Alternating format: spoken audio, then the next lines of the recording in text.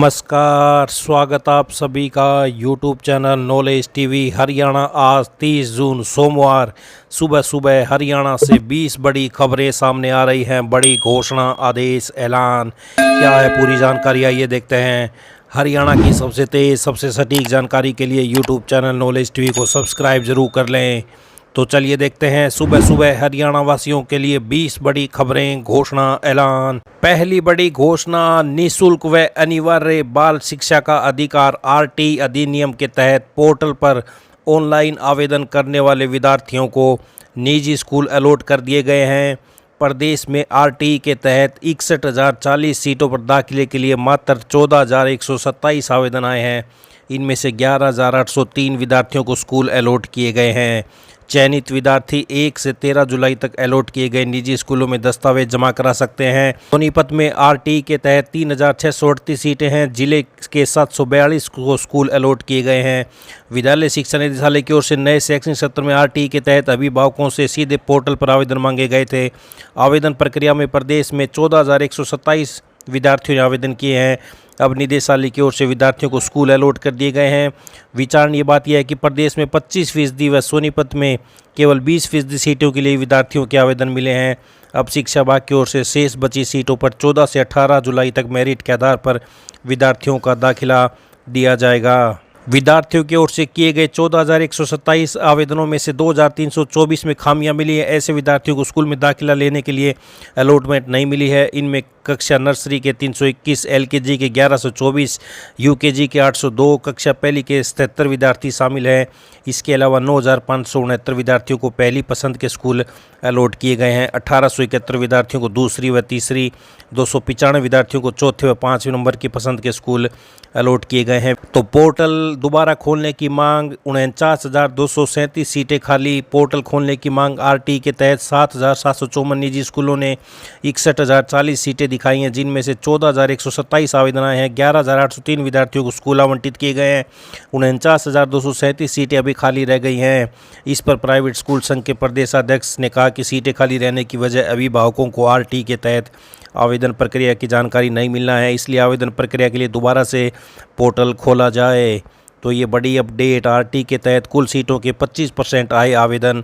11,803 विद्यार्थियों को school allot किए गए हैं। तो प्रदेश में आरटी के तहत दाखिला स्थिति आप देख सकते हैं। कक्षा नर्सरी के लिए कितने सीट हैं, कितने आवेदन आए हैं, कितने में दाखिला हुआ है, कितनी रिक्त सीटें हैं, तो आप देख सकते हैं। नर्सरी, एलकेजी, यूकेजी, कक्षा 1 कुल सीटें 49,237, रिक्त सीटें रह गई हैं। तो ये बड़ी अपडेट। आइए दूसरी बड़ी घोषणा देखते हैं। खरीफ 2025 सीजन के लिए मेरी फसल मेरा ब्यौरा पोर्टल पर फसल बीमा योजना का लाभ उठाने के लिए ऑनलाइन आवेदन शुरू हो गए हैं।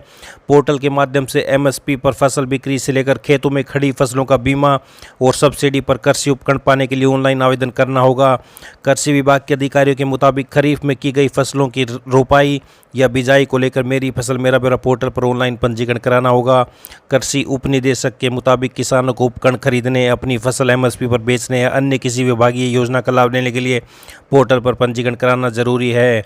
पट्टेदार व ऋण न लेने वाले भी करा सकते हैं बीमा। पट्टेदार बीमा योजना का लाभ उठाने के लिए बुआई के सर्टिफिकेट के साथ एनसीईपी नेशनल क्रॉप इंश्योरेंस पोर्टल पर नियमानुसार आवेदन कर सकते हैं। खेत में खड़ी फसल में नुकसान होने पर मुआवजा मिल सकेगा। इसी तरह से केसीसी किसान क्रेडिट कार्ड के माध्यम से जिन्होंने ऋण नहीं लिया है वह किसान भी जमाबंदी किला नंबर के साथ पोर्टल पर आवेदन कर सकते हैं। 23 जुलाई तक बीमा की जानकारी देनी होगी। प्रधानमंत्री फसल बीमा योजना के लिए प्रदेश के सभी 22 जिले 3 क्लस्टर में विभाजित हैं। फसल बीमा योजना के तहत बीमा कराना है या नहीं, इसे लेकर 23 जुलाई तक लिखित में सहमति या असहमति पत्र देना होगा। 29 जुलाई तक फसल बदलने का ब्यौरा बैंकों में देना होगा। बैंक 31 जुलाई तक बीमा की राशि खातों से काटेंगे। तो ये बड़ी अपडेट, मेरी फसल मेरा ब्यौरा पोर्टल पर फसल बीमा आवेदन शुरू। तो ये बड़ी अपडेट किसानों के लिए आई। अगली बड़ी घोषणा देखते हैं। बरसाती मौसम में जगह जगह जल भराव के चलते डेंगू का खतरा मंडराने लगा है। वहीं निजी अस्पतालों में डेंगू की जांच के नाम पर अधिक शुल्क वसूली की शिकायतों पर स्वास्थ्य विभाग सख्त हो गया है।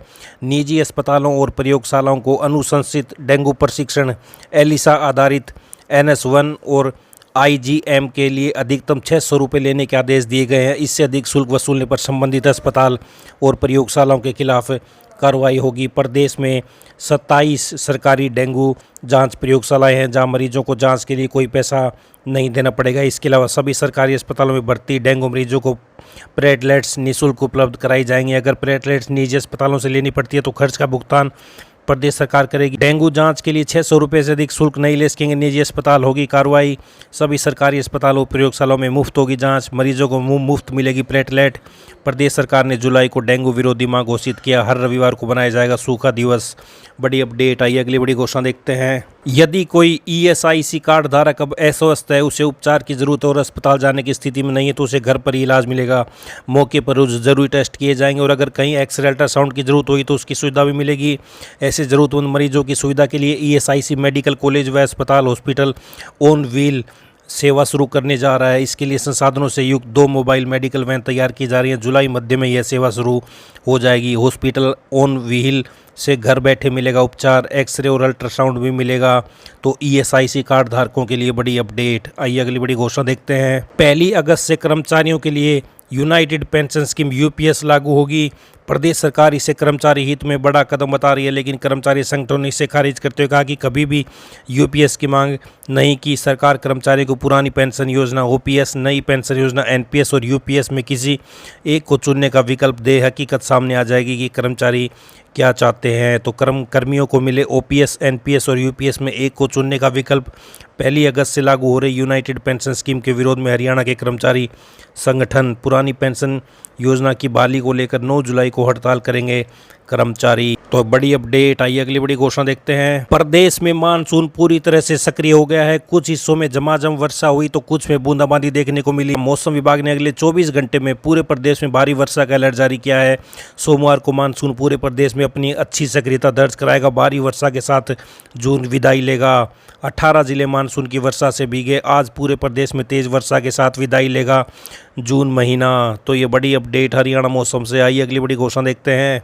हरियाणा में भाजपा के संगठन को मात देने के लिए 11 साल बाद कांग्रेस द्वारा जिला स्तरीय संगठन बनाए जाने की प्रक्रिया सोमवार को पूरी कर ली जाएगी। संगठन सर्जन के लिए पार्टी हाईकमान द्वारा प्रदेश के अलग अलग जिलों के लिए नियुक्ति किए गए पर्यवेक्षकों ने अपने जिले के लिए 6 दावेदारों का पैनल बना लिया है। अधिकतर पर्यवेक्षकों ने अब केंद्रीय चयन समिति को अपनी लिस्ट गोपनीय तरीके से भेज भी दी है। कुछ सोमवार शाम तक भेज देंगे। कांग्रेस अध्यक्ष मल्लिकार्जुन खड़गे की मौजूदगी में लोकसभा में नेता प्रतिपक्ष तथा पार्टी के पूर्व अध्यक्ष राहुल गांधी पैनल में नाम देखेंगे। फिर पार्टी पदाधिकारियों से विमर्श के बाद जिलाध्यक्ष तथा कार्यकारी अध्यक्ष के नाम की घोषणा करेंगे। इस प्रक्रिया में 1 सप्ताह का समय लगेगा। जिलाध्यक्ष के नाम पर राहुल गांधी अपनी मोहर लगाएंगे। तो प्रदेश में कांग्रेस के जिलाध्यक्षों की चयन प्रक्रिया लगभग पूरी 1 सप्ताह बाद चेहरे आएंगे सामने। आइए अगली बड़ी घोषणा देखते हैं। रेलवे में यात्रियों की सुविधा के लिए कई तरह के बदलाव की तैयारी है। सबसे बड़ा परिवर्तन आरक्षण प्रणाली में होगा। टिकटों की बुकिंग व्यवस्था को अधिक पारदर्शी एवं सुविधाजनक बनाया जाएगा।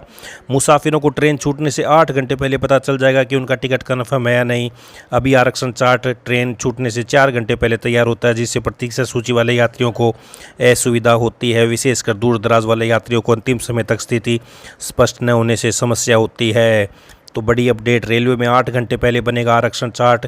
1 जुलाई से तत्काल टिकट के नियम भी सख्त कर दिए जाएंगे। नई व्यवस्था में तत्काल टिकट सिर्फ प्रमाणित यात्री बुक कर पाएंगे। इसके लिए IRCTC की वेबसाइट या ऐप पर रजिस्ट्रेशन कराना होगा। जुलाई के अंत तक तत्काल टिकट के लिए OTP आधारित सत्यापन भी शुरू कर दिया जाएगा। इसका सत्यापन आधार कार्ड या डिजी लॉकर में उपलब्ध अन्य सरकारी ID के माध्यम से किया जाएगा। तो 1 जुलाई से तत्काल टिकट के नियम सख्त होंगे। बड़ी अपडेट आई। अगली बड़ी घोषणा देखते हैं। हरियाणा में स्टार्टअप को प्रोत्साहित करने की कड़ी में प्रदेश सरकार अब इनक्यूबेटरों को अधिक वित्तीय सहायता उपलब्ध कराएगी। सरकारी स्वामित्व वाले इनक्यूबेटरों को पूंजीगत व्यय का 50%, सरकार पोषित संस्थानों के लिए 2 करोड़ रुपए और निजी संस्थानों के लिए 1 करोड़ रुपए तक की पूंजी सब्सिडी दी जाएगी। तो ये बड़ी अपडेट। प्रदेश में नए इनक्यूबेटरों को मिलेगी 2 करोड़ तक की सब्सिडी। नए स्टार्टअप, वेयर हाउस या इनोवेशन कैंप्स के विकास के लिए सरकार देगी 4 करोड़ रुपए तक की वित्तीय सहायता। तो ये बड़ी अपडेट। राजकीय मॉडल संस्कृति और PM श्री स्कूलों में स्थानांतरण के लिए आज सोमवार को स्क्रीनिंग टेस्ट होगा। पहली बार हरियाणा विद्यालय शिक्षा बोर्ड द्वारा ली जा रही परीक्षा में 12,320 शिक्षक शामिल होंगे। दोपहर बाद 2 बजे से 3:30 बजे तक कुल 6 श्रेणियों के लिए टेस्ट होगा, जिसमें principal, PGT, headmaster elementary school, headmaster, प्रशिक्षित स्नातक TGT और हेड टीचर शामिल हैं। तो आज होगी परीक्षा। राजकीय मॉडल संस्कृति और पीएम श्री स्कूलों में स्थानांतरण के लिए। आई अगली बड़ी घोषणा देखते हैं। कल से खुलेंगे स्कूल, पीटीएम में होगा गृह कार्य का मूल्यांकन। आज सोमवार को स्कूलों में ग्रीष्मकालीन अवकाश का आखिरी दिन है। मंगलवार से सभी स्कूल पूर्व की भांति खुलेंगे। सभी राजकीय प्राथमिक विद्यालयों में तीसरी से 5वीं कक्षा तक विद्यार्थियों के लिए 5 जुलाई को अभिभावक शिक्षक पीटीएम का आयोजन किया जाएगा। तो बड़ी अपडेट। आई अगली बड़ी घोषणा देखते हैं। बोर्ड निगमों को जल्द मिलेंगे नए चेयरमैन। जिला कष्ट निवारण समितियों के गठन के बाद अब बोर्ड निगमों में चेयरमैन और सदस्यों की नियुक्ति की तैयारी है। कुछ मौजूदा विधायकों के साथ ही चुनाव हार चुके कुछ भाजपा नेताओं को भी बोर्ड निगमों में एडजस्ट किया जा सकता है। जिनमें 70 के आसपास बोर्ड निगम है, लेकिन इनमें 40 बोर्ड निगम ऐसे हैं जिनकी नियुक्तियों को अहम माना जा सकता है। तो बड़ी अपडेट, जल्द ही मिलेंगे नए चेयरमैन बोर्ड निगमों को। आइए अगली बड़ी घोषणा देखते हैं। प्रदेश भर में 1 जुलाई को ग्रीष्मकालीन अवकाश के बाद स्कूलों में कक्षाएं लगने लगेंगी। ऐसे में सरकारी स्कूलों में विद्यार्थियों को मिलने वाली मध्याह्न भोजन की गुणवत्ता जांच के लिए शिक्षा निदेशालय की ओर से जिले में टीमें भेजी जाएंगी। लेकिन इस बार सरकारी स्कूलों में बच्चों को दिए जाने वाले मिड डे मील की गुणवत्ता जांचने की व्यवस्था पर गहरे सवाल उठ खड़े हुए हैं। जांच के लिए पंचकुला से टीमें आएंगी, लेकिन जांच टीम को मेहनताना स्कूल प्रिंसिपल ही देंगे, जिससे निष्पक्षता पर संदेह हो रहा है। इसके लिए जिले के 50 स्कूलों को जाँच के लिए 4-4 हज़ार रुपये का बजट मिल चुका है। इस व्यवस्था पर सवाल इसलिए उठ रहे हैं क्योंकि जब जांच करने वाली टीम को भुगतान स्कूल से मिलेगा तो निष्पक्षता पर संदेह स्वाभाविक है। तो स्कूलों में मध्याह्न भोजन की गुणवत्ता जांची जाएगी। टीम को स्कूल मुखिया देंगे मेहनताना। तो बड़ी अपडेट। आई अगली बड़ी घोषणा देखते हैं। प्रदेश के सरकारी अस्पतालों में खराब उपकरणों व मशीनों के कारण मरीजों को परेशानी नहीं झेलनी पड़ेगी। मरीजों की दिक्कत बढ़ाने वाले ऐसे खराब उपकरणों को अस्पतालों से जल्द हटाया जाएगा। तो वहीं कोविड और डेंगू को लेकर भी अलर्ट रहे विभाग। सरकारी अस्पतालों से हटेंगी खराब मशीनें, उपकरण, मरीजों को नहीं झेलनी पड़ेगी परेशानी। स्वास्थ्य मंत्री आरती राव ने विभागीय अधिकारियों को दिए दिशा निर्देश। आइए अगली बड़ी घोषणा देखते हैं।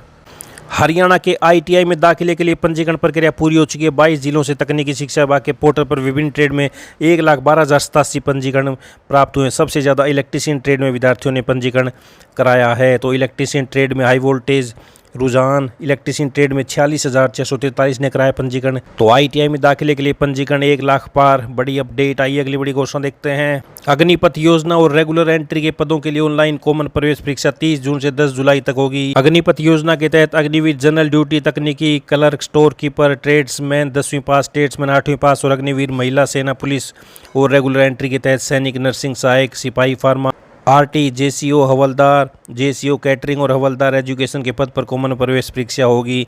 तो आज से अग्निपथ व नियमित एंट्री के पदों के लिए कॉमन प्रवेश परीक्षा। आइए अगली बड़ी घोषणा देखते हैं। गलियारे में इस बार हरियाणा सरकार की भर्तियों की चर्चा हो रही है। ग्रुप ए और बी पदों की भर्ती एचपीएससी करता है तथा ग्रुप सी और डी की एचएसएससी करता है। ग्रुप सी के लिए पंजीकरण मई में शुरू हो गया था, मगर सरल पोर्टल के न चल पाने कारण काफ़ी युवा अपना सर्टिफिकेट तैयार नहीं कर सके और पंजीकरण के समय अपलोड नहीं कर सके। अभ्यर्थियों ने मांग की कि वन टाइम रजिस्ट्रेशन की तारीख बढ़ाई जाए और पोर्टल दोबारा खोला जाए, जिसे स्वीकार नहीं किया गया। सरकार ने छूट नहीं दी।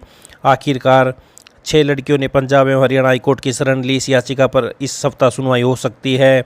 तो सीटी जुलाई में होगा या अगस्त में होगा, यह अभी कहा नहीं जा सकता। आखिरकार कब होगा सीटी, तो ये बड़ी अपडेट सीटी युवाओं के लिए। तो ये सभी हरियाणा वासियों के लिए सुबह सुबह की बड़ी खबरें, घोषणा, ऐलान। हरियाणा की हर छोटी से बड़ी जानकारी के लिए चैनल को सब्सक्राइब जरूर कर लें। इस अपडेट में इतना ही।